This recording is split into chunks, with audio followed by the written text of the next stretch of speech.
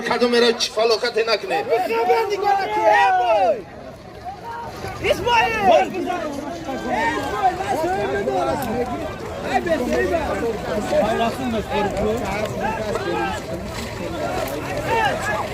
هواره پایان $100 از نام حاجی اصلالدین نایه یوان دوره پایان دا میپرتوی خاطری همین حاجی اصلالدین یک قغیر کن شامده حاجی اصلالدین جان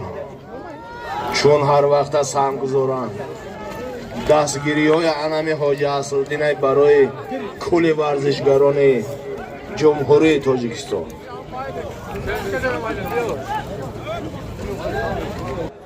میگه که بالای انمی $100 500 تومان دیگه هواری پایان پرتو انا بینه نکه ننگ ناموسا $100 500 تومان پول از نام حاجی اصلالدین نایه یوان دلار امریکایی بالای انمی 500 تومان پول از نام حاجی اصلالدین نایه یوان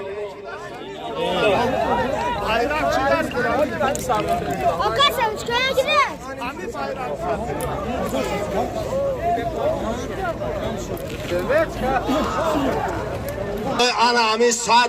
500 تومان 500 تومان دیگه از نام حاجی اصلالدین $100 1000 تومان پول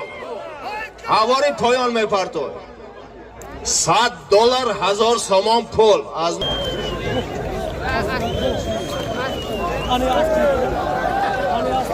نگاه کن پهلوانا نگاه کنه ما نبخزه